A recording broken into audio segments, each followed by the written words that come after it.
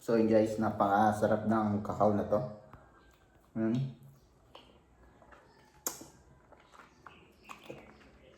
Bumili ako kasi ang mura niya lang.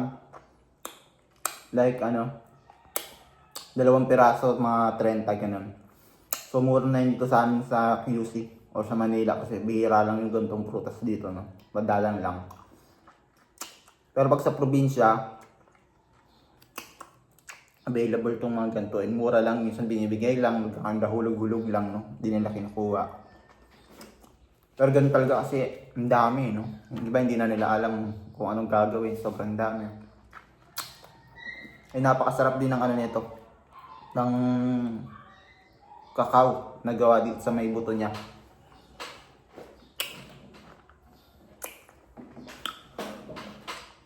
So masustansya din yun yung kakao.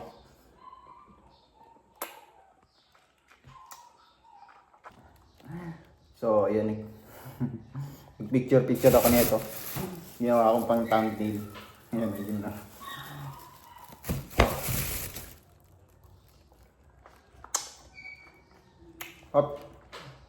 So may mga anak dyan, medyo may edad na, ipasubok nyo to sa kanila.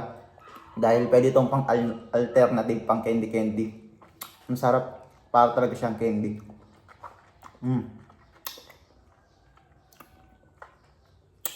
Mas ito kinakain din daw to.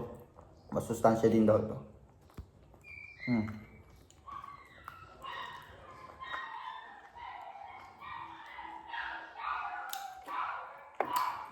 Das yung buto patuyuin, gawing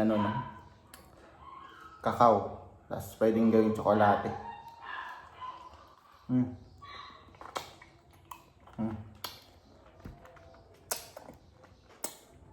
Up.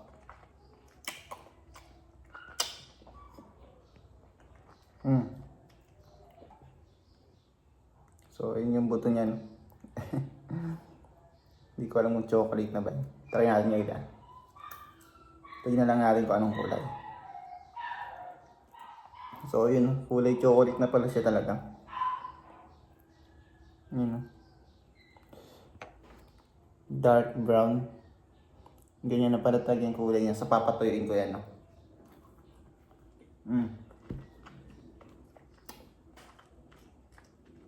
Hop.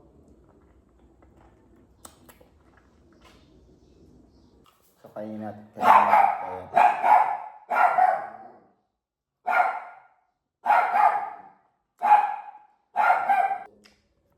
So, isang ganito, ang dami mo nang makakain, no? Tapos, after mo pakainin yan, mapapakinabangan mo pa yung mga buto.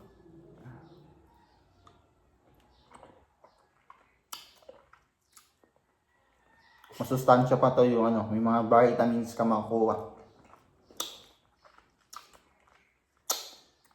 Lalo na sa kakao.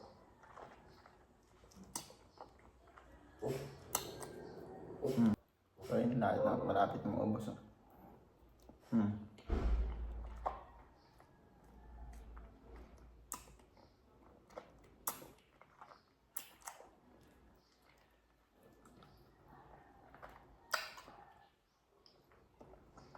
So ito na yung kakao. So yan, ito yung ubos na. Pa yung mga natira, no? So yan, ito yung binili natin gulay kasama yan. Saluyot yan, tsaka okra. So yan.